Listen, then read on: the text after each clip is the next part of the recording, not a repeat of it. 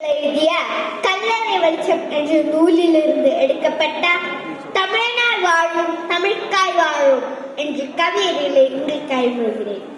தமிழ் தான் எங்கள் தாய்மொழி, தமிழுக்கு இதுவே உயிர்மொழி. அனைந்த வர்ணே வந்தே அவதி உற்ற நாளிலும் ஐயமிட்டு உண்ணுகின்ற அறிவு சொல்லும் தமிழ்மொழி. பொதிகையிலே பிறந்து உச்சங்க சபையிலே வளர்ந்து கம்பன் கவியிலே மலர்ந்து வையகத்தின் இணையில்லா செம்மொழியே உந்தன் பிறவு கண்டு புறமுது காட்டி ஓடி போனான். இன்றோ இங்கு இவன் தமிழன் என்பதே மறந்து போனான். முரசு கொட்டி உன்னை கண்டுபிடிக்க செய்வதா, இல்லை உன் இனம் மண்மூடி போன பின்பு விதிரக்க செல்வதா? தமிழ்காய் எதிர்குரல் கொஞ்சம் சிமட்டிடு. குறிஞ்சி முல்லை மருதம் நெய்தல் பாலை என்று உன் குடிமக்கள் வாழ்ந்த பெருமை அறிவாயோ? கொடிக்காய் கொடி முல்லைக்காய் தன் பேரே தானம் தந்த பாரேனி மறவாயோ? நச்சுக்கண் திறப்பின் குற்றம் குற்றம் என்று ஈஸ்வரிடம் வாதிட்ட உச்சங்கத்தின் முப்பெரும் புலவர் நக்கீரரை நீ அறியாமல் போனாயோ?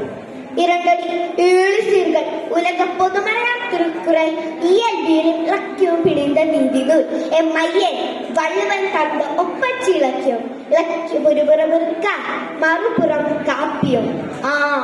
சோழார் காலம் அது காப்பிய காலம்.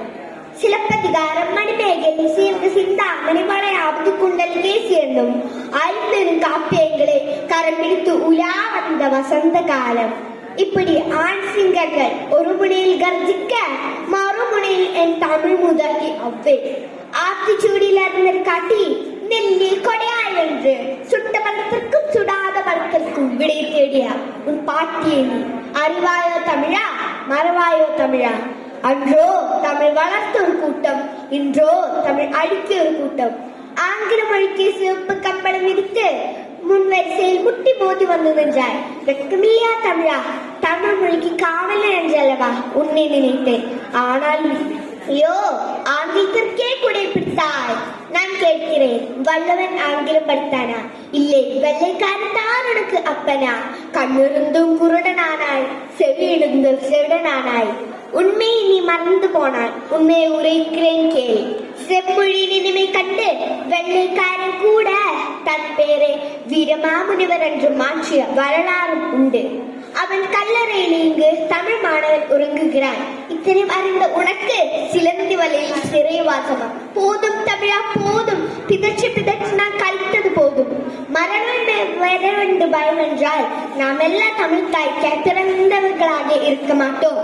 போர் முனையில் வீழ்வது நாமாக இருப்பினும் வாழ்வது தமிழாக இருக்கட்டும்.